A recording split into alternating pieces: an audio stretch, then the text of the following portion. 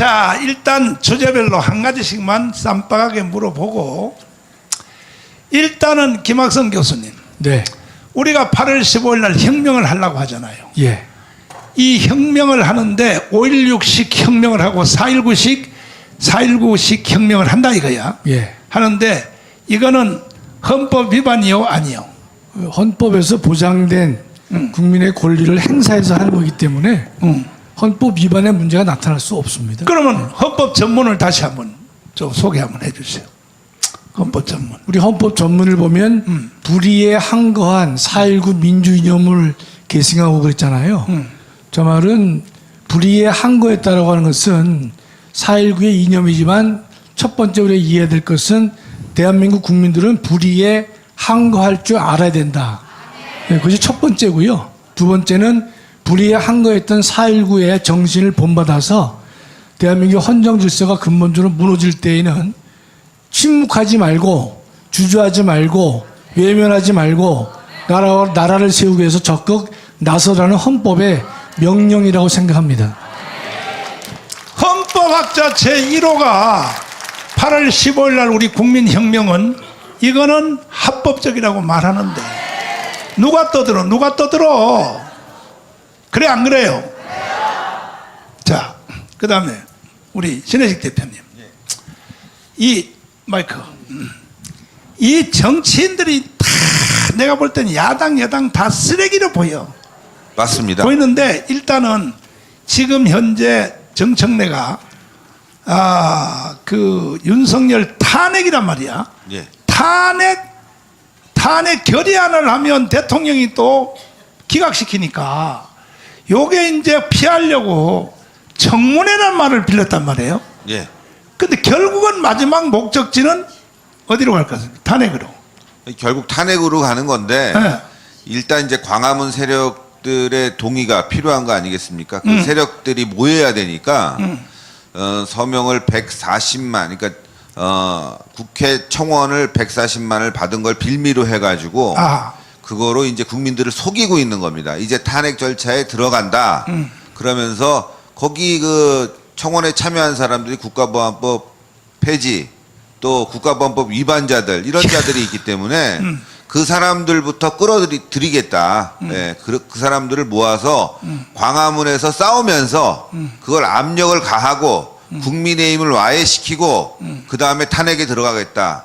이런 전략을 이제 세운 것이고 이제 1단계 전략이죠. 이제 2단계 전략은 뭐냐? 2단계 전략은 국민의힘을 와해시키는 게 이제 2단계 전략이죠. 국민의힘을 와해시키려면은 한동훈이를 이번 전당대회에서 당대표를 만들어줘야 된다. 그래서 김어준이가 한동훈을 지지 선언했습니다. 네. 방송에 직접 얘기한 거예요. 자기가 한동훈 나 지지한다.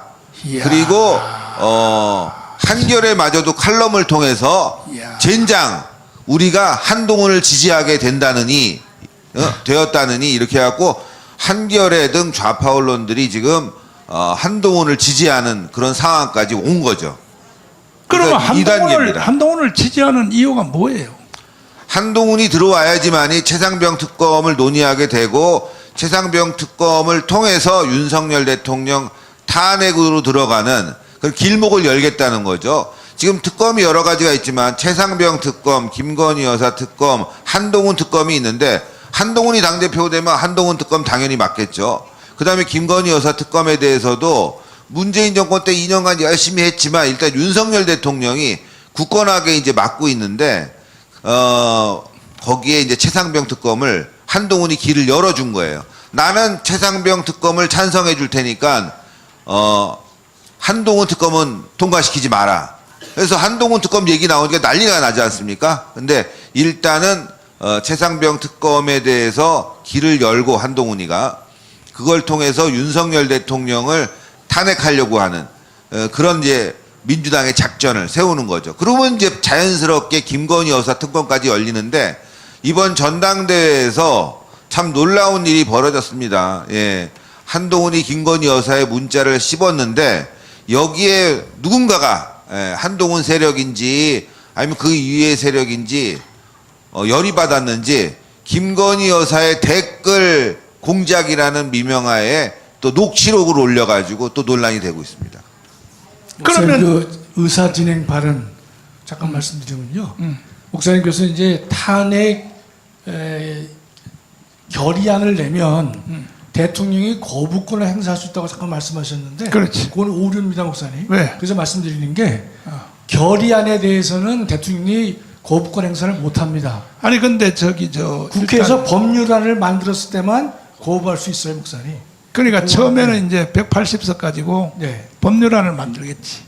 그 다음에 이제 200석을 합해서 탄핵 결의안을 가겠지. 그러니까 탄핵 소추를 국회가 탄핵 소추를 결의하면 가려면 200석이 필요한 거죠. 200석이 필요한데요. 그 200석 가려면 8석이 더 저 국민의힘 정당에서 도움이 와야죠. 그쪽으로 가야죠. 예. 8석. 예. 근데 우리 장로님 생각에는 8석이 갈 것 같아요, 안 갈 것 같아요?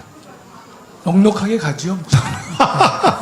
8석은요, 비례대표가 20석 이상이 됐고, 한동훈이가 상위권 배치 거의 한 20번에서 17번까지는 자기 계파들을 다 박아놨기 때문에 그 사람들은 한동훈이 하라는 대로 합니다. 그러면 8석 정도는 넉넉하게 통과시킬 수가 있다. 그래서 최상병 특검도 통과가 될 것이고, 그리고 최상병 특검에서 이제 여러 가지 루머들을 막 좌파들이 만들어내게 되면 그 다음에 이제 김건희 여사 이번에 댓글 논란도 터졌지 않습니까? 그러면 이제 그 다음엔 김건희 여사 특검.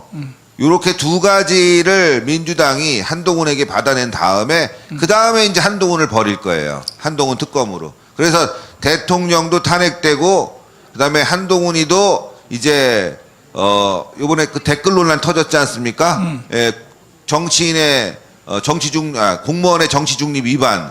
그래서 한동훈도 깜빵 가고 국민의힘은 완전히 무너지는 거예요. 예. 그래서 지금 현재 그 청문회 하는 거 있잖아요. 청문회 하는데 증인을 32명인가 얼마나 39명이요. 39명을 신청했는데 거기에는 김건희도 증인으로 나오라 그러고 김건희 엄마도 나오라 그래요. 맞습니다.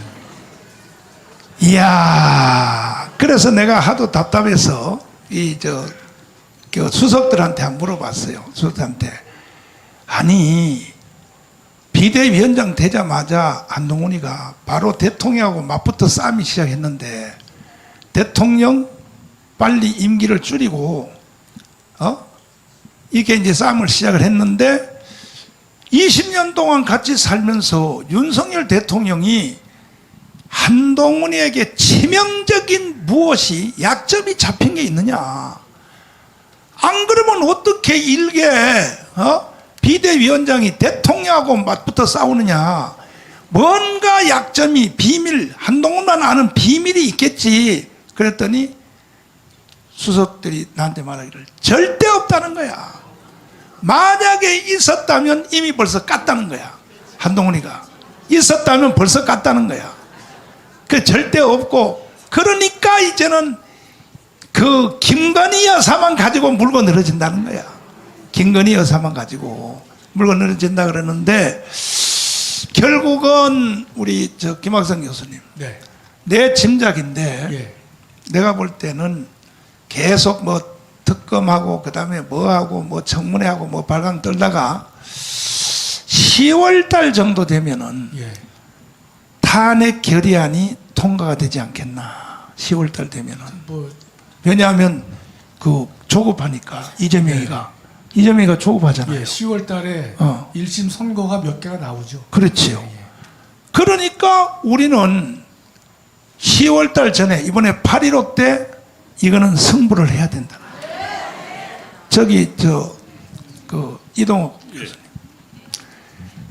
이동욱은 할 말이 딱 하나밖에 없어요.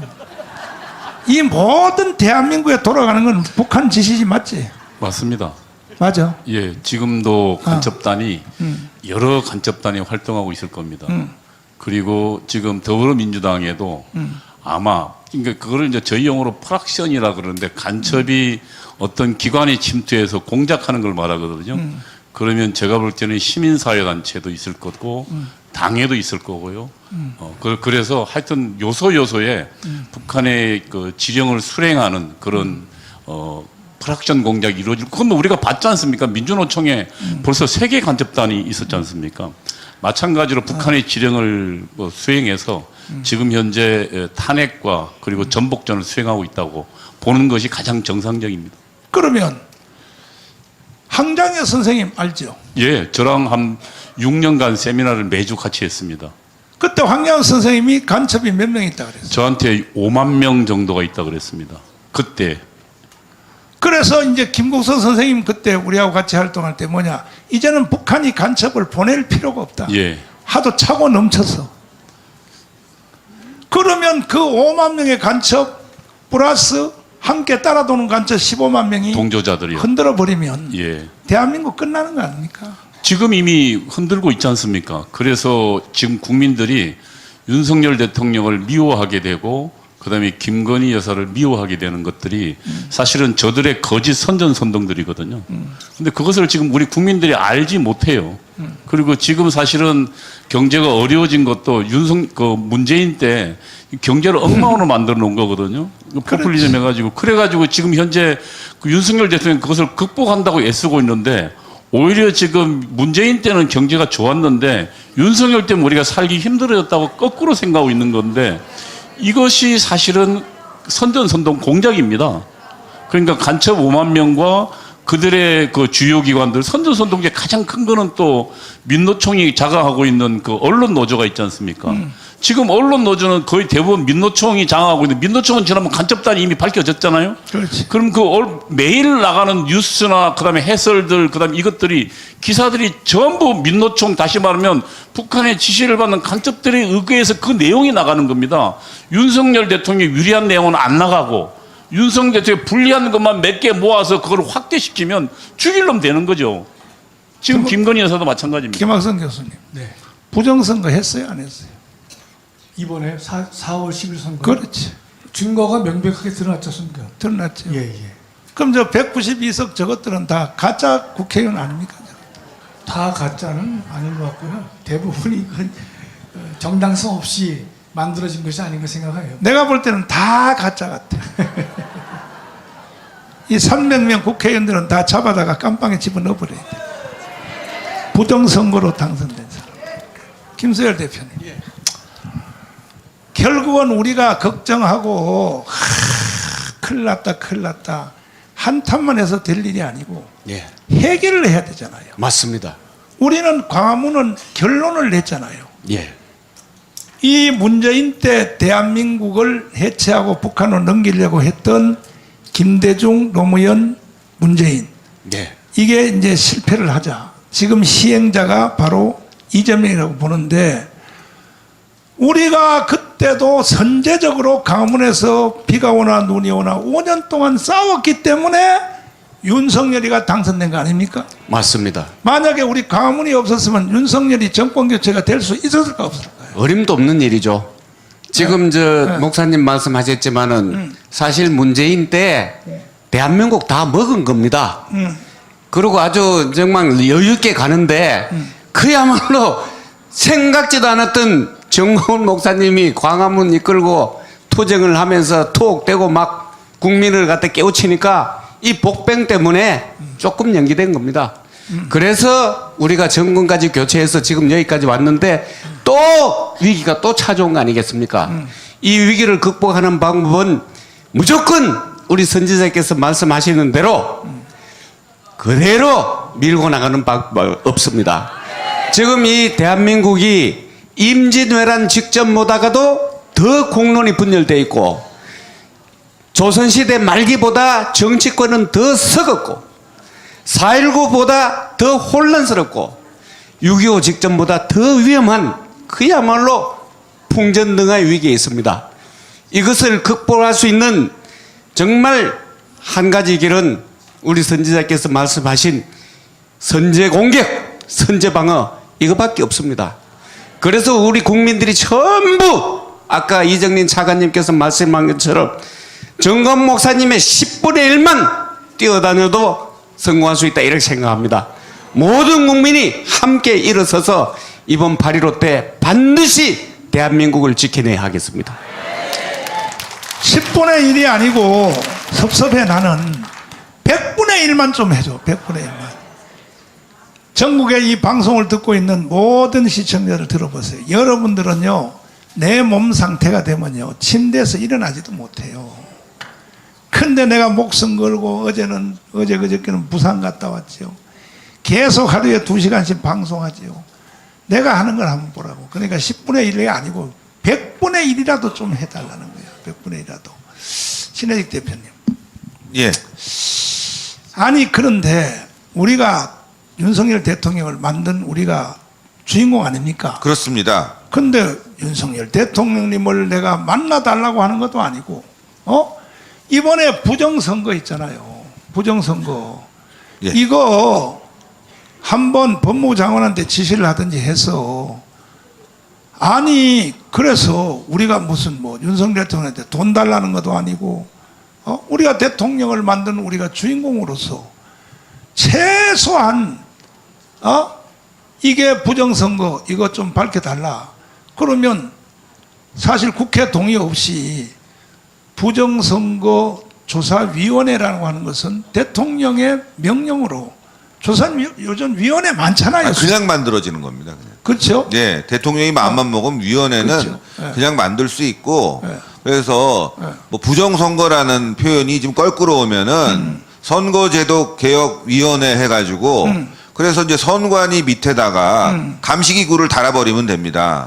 그리고 검찰에 이러이러한 문제들이 있으니까 수사를 시작해라.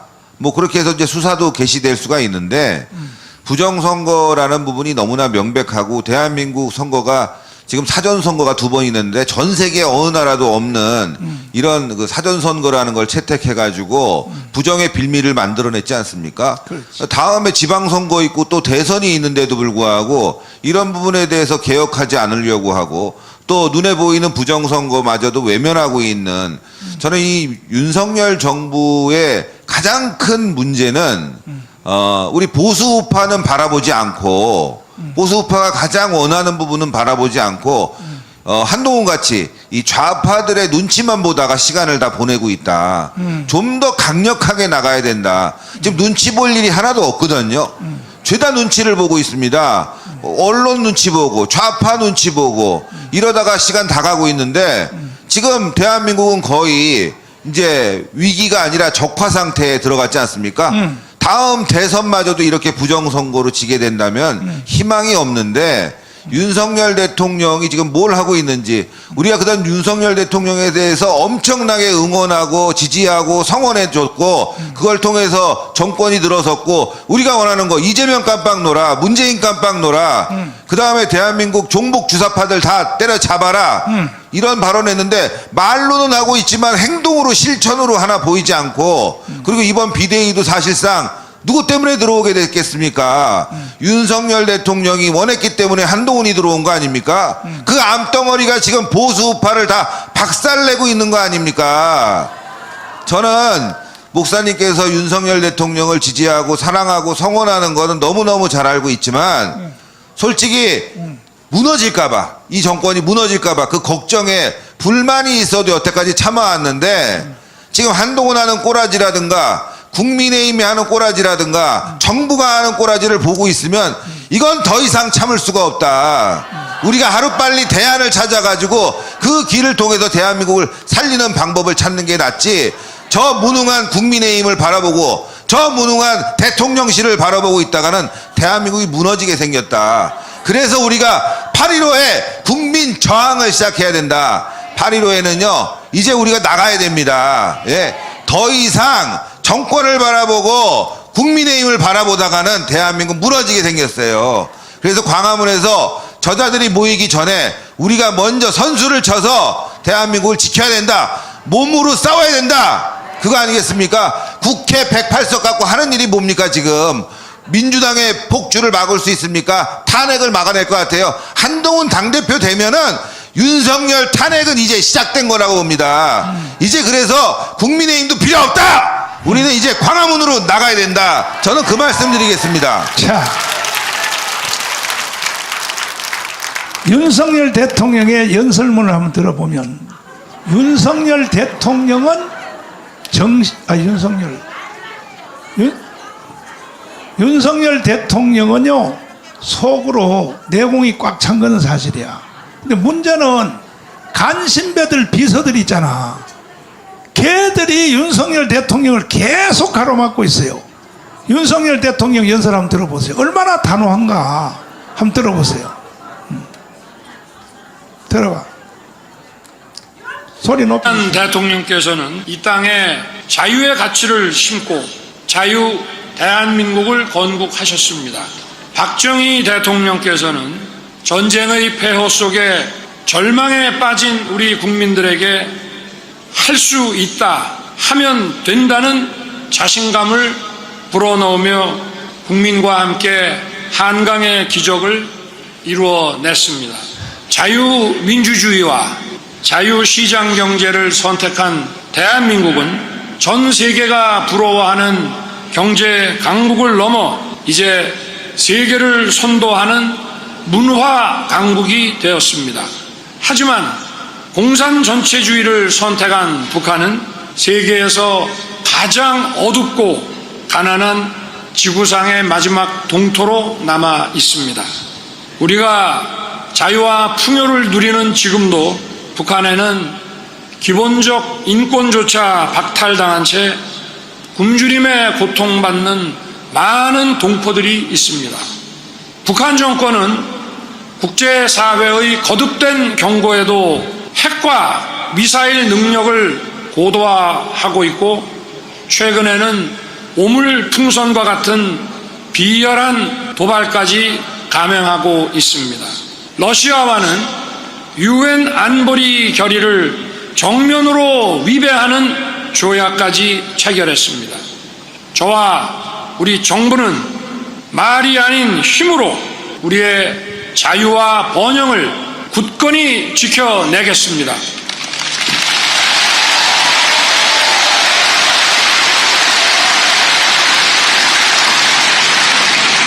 국민의 자유와 생명을 지키고 감히 이 나라 대한민국을 넘볼 수 없도록 단 한 걸음도 물러서지 않을 것입니다. 됐어요.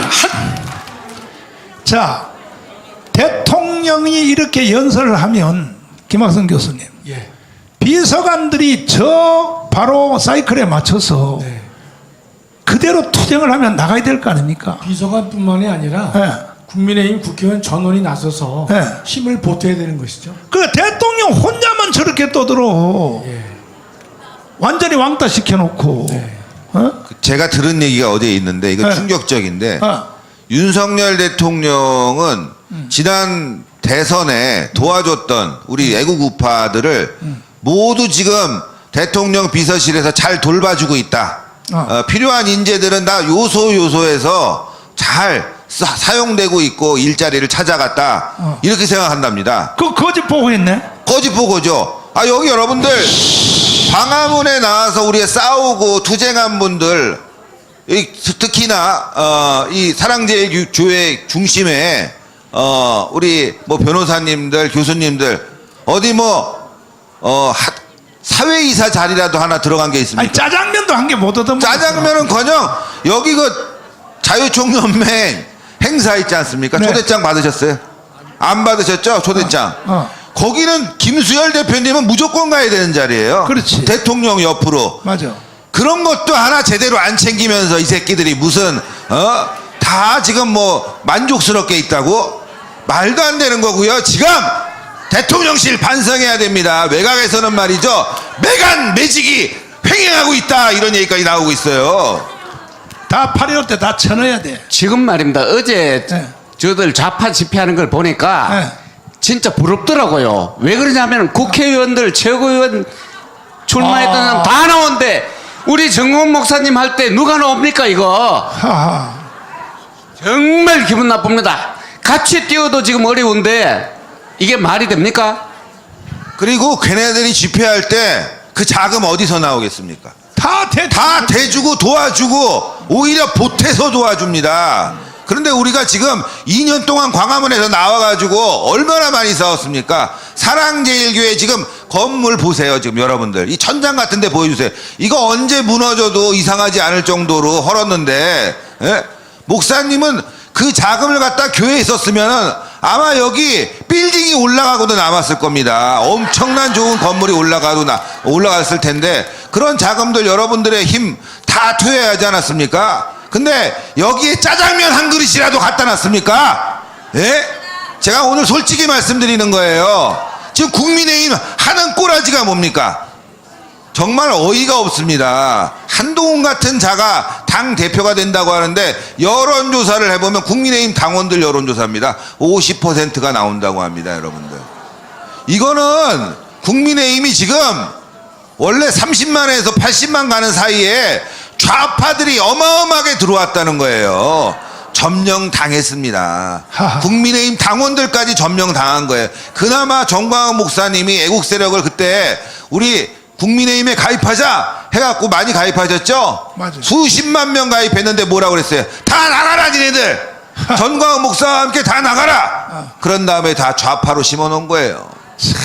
그래서 지금 한동훈이가 당대표 되겠다고 나온 거 아닙니까? 제가 지금 하나 준비한 게시물이 있는데 자, 한동훈이 이번 연설할 때 한 시인의 문구를 연설문에 넣었어요, 여러분들. 정호승 시인의 그 시를 연설문에 넣었는데 그 정호승이라는 사람은 여러분들 문재인 지지 선언을 한 시인이에요. 예? 아하. 문재인 지지 선언을 했고 문재인도 트위터에다가 난 이 사람한테 선물 받았다. 너무 좋다. 정호승. 예? 이렇게 정호승을 좋아하고 정호승을 지지했는데 그 시인의 문구를 넣어가지고 한동훈이 이번 대구 연설회에서 연설했습니다. 하하. 예?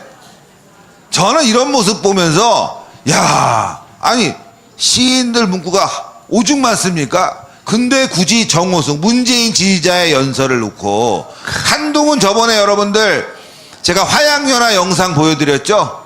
화양연화 영상 한번 다시 보세요. 예? 자기는 문재인 정권이 너무 좋고 그때가 화양연화라고 그럽니다. 예? 아니 화양연화란 말이 그 뭔 말이야? 난 그것도 잘 화양연화는요 모르겠어. 그. 이게 사자성어가 아니라 환양년이라는 거냐? 환양년? 뭐 그렇게 들을 수도 있는데 이게 사실 친중이에요. 네. 중국 영화입니다. 중국 영화. 중국 영화? 네, 90년대 나왔던 어. 뭐 홍콩 영화가 유행했었잖아요. 아, 그렇지. 그때 나왔던 중국 영화인데 중국 영화 제목이 화양연화예요. 아. 화양연화는 내가 인생에서 가장 그때 꽃피웠다, 아름다웠다, 뭐 그런 겁니다. 중국 영화인데. 그때 이제 그 문재인 때가 제일 좋았다 이 말. 그러니까 한동훈은 문재인 때가 내가 가장 좋았다. 그 가장 좋은 시절에 뭐 했냐? 적폐청산. 1000여 명의 우파를 조사하고 200명 구속시키고 그 다음에 5명이 자살하고 이명박, 박근혜 깜빡 넣고. 그 이외에 우리 많은 애국지사들이 깜빵 갔는데 그때가 제일 좋았다. 제일 행복한 시절이라는 거예요. 그리고 난 뒤에 연설회에서는 문재인을 지지한 시인의 글을 읽어주면서 연설을 했는데 그 연설을 보고 와 하고 박수치고 거기서 또 청년 후보가 나와가지고 여러분들 박정희 대통령 좋습니까? 하니까 아니 당신이 지지하는 후보가 좋습니까? 그러니까 한동훈 막 외치다가 박정희 대통령보다 더 좋습니까? 그러니까 한동훈이 박정희 대통령보다 더 좋다고 그 연설회장에서 외치고 난리가 났었어요, 여러분들. 그게 바로 여러분들 한동훈 지지자들 그 당원들의 모습입니다. 예? 박정희보다 한동훈이 더 좋다고 대구에서 외칠 수 있는 저 미쳤어. 정말 강심장들, 저 미쳤어. 강심장이라고 표현하고 싶어요. 미쳤어. 이런 상황이 됐습니다. 지금 국민의힘이 어제요. 국민의힘 이거 사천했다. 잘못됐다. 이번 공천 잘못됐다고 제가 보도를 하니까 저를 어제 명예훼손으로 고발을 했어요, 여러분들. 여러분 뭐 문자 내용 뭐 보신 분들도 계시겠지만 웃기고 앉았네. 너무 어이가 없는 당이 돼버렸습니다. 국민의힘은 지금 민주당보다 더 좌파화됐다니까요. 사실상. 맞아. 그래서 저희가 자유통일당 중심으로 8.15 때 싸우지 않으면 대한민국을 지킬 정당이 없다는 걸 여러분들이 정확하게 인식해 주셔야 됩니다. 김학선 교수님. 이 권력자가 제일 위험한 게 이게 보자기에 쌓이는 거 아닙니까? 그렇습니다. 이승만 대통령을 하야하라고 청년들이 경무대에 갔더니 네. 4.19 일어난 걸 모르고 있더라는 거야, 이승만이가. 그러면 윤석열 대통령도 그렇게 하면 돼요, 안 돼요? 안 되죠. 예. 아니 뭐 지금 뭐 내 대통령 선거 도안 쓰는 사람한테 다 지금 직책을 다 줬다. 이거 지금 대통령이 지금 눈 가려진 거 아닙니까? 이거. 분명히 팩트 체크를 해보면 어렵지 않게 알 수 있음에도 불구하고 그러니까 윤 대통령이 한쪽 면에서는 올바른 길을 가고 있지만 또 다른 측면에서는 더군다나 자기를 지지하고 만들어준 정치 세력에 대해서는 상당히 홀대하고 있다는 사실을 우리가 부정할 수가 없고. 아니 그러니까 장 차관들하고 그 다음에 그 300명의 저 용산의 비서관들 네. 이 사람들이 지금 윤석열을 속여 먹고 있는 것 같아. 아까 연설할 때 봐요. 윤석열 얼마나 잘하는가. 그렇습니다. 예. 저렇게 하는데도 이게 비서들이 전부 다 말이야 다 가로막고 있다. 그러면서 또 뭐라고 거짓 보고해서 아니 대통령을 위해서 수고한 사람들한테 다 일자리 다 줬습니다. 이따위로 보고를 해버리니까 분명한 것은 대통령이 그런데 속아 넘어가면 안 되죠, 목사님. 안 되죠. 예, 예. 그것도 대통령 책임이죠. 네. 자 마지막으로 김수열 대표님 결국은 우리가 8.15 혁명밖에 없습니다. 예, 그렇습니다. 그렇죠. 예. 8.15 혁명 외에 다른 해답이 있으면 한번 가지고 나보라 이거지. 10월달 가서 탄핵 결의안이 돼버리면 그때 가면 늦어요. 벌써 쟤들은 이번 주부터 시작했잖아요. 벌써 했습니다. 했어. 어제도 난리 났습니다. 다시 이거 우리 김학성 교수님한테 한번 물어볼게요. 그러면 탄핵 결의안 되면 헌법재판소로 넘어가죠. 그 이제 국회가 탄핵 소추를 의결하면 안건이 이제 국회로 넘어갑니다. 나는 헌재로 넘어갑니다. 난 단어가 뭔지 소추가 뭔지 결의가 뭔지 모르니까 그냥 다 그거라고 치고 예, 예. 결의가 되면은 헌법재판소로 넘어가죠. 예, 예. 넘어가면은 헌법재판소가 몇 명이에요, 총? 9인 중 6명의 찬성이 있어야 탄핵이 6명. 됩니다. 그럼 현재 좌파 우파 숫자가 어떻게 돼요? 제가 현재는 5대 4로 보수가 우위에 있습니다. 5대 4? 네네. 5대 4면 이길 수 있어요? 그렇죠. 왜냐하면 6명 찬성이 필요하니까 어. 5명이 반대하면 탄핵은 이루어질 수 없습니다. 아, 그래요? 현재는 그렇습니다. 그런데 박근혜 때는 더 많았잖아요. 7명이었었잖아. 재판관이 8명이었거든요. 네. 그 당시에는. 그 한 사람 빼고는 다 그게 8명이 뭔가 하면 한 사람이 공석이라 그랬습니다. 목사님. 네. 8명 전원이 다 찬성을 했고 그 중에 3사람은 박 대통령이 직접 임명한 재판관이 박 대통령 탄핵에 적극 나서서 도장을 찍었습니다. 그 내 말은 이제 한 사람은 결격돼서 원래 9명인데 네네. 한 명이 좀 8명 중에 그렇습니다. 6명이 박근혜 내지는 저 국민의힘 정당이 임명한 사람들이 6명이었었잖아요. 그거. 네. 6명인데 어떻게 전원일치로 박근혜를 탄핵시켰냐 이거지. 법과 양심을 저버린 거죠, 목사님. 그게 결국은 촛불 시위한테 겁먹어가지고 그렇습니다. 촛불 시위가 나오면 죽인다, 이 새끼들 죽인다 하니까 요 짓을 지금 또 하려고 지금 쟤들이 박근혜 탄핵의 재미를 봤죠. 책임을 받지. 그래서 지금 함부로 대통령을 탄핵하려고 하는데 우리가 지금 라틴 아메리카와 대한민국을 비교해 보면 두 가지가 비슷한데요. 라틴 아메리카도 대부분 대통령제를 가지고 있고 두 번째로는 라틴 아메리카는 대통령을 탄핵시킨 경험이 있다는 점에서 우리와 유사점이 있습니다. 그러나 이 라틴 아메리카 다 망조가 들었는데 대한민국의 대통령을 탄핵하게 되면 대한민국은 반드시 망조가 될 것입니다. 자, 김수열 대표님. 예. 마지막으로 일어서서. 지금 국민 여러분 지킬 게 있을 때 딱 지키는 게 맞습니다. 이미 뺏긴 뒤에는 찾아오는데 우리 목사님 늘 얘기하지 않습니까? 100배 1000배 힘을 들어가야 됩니다.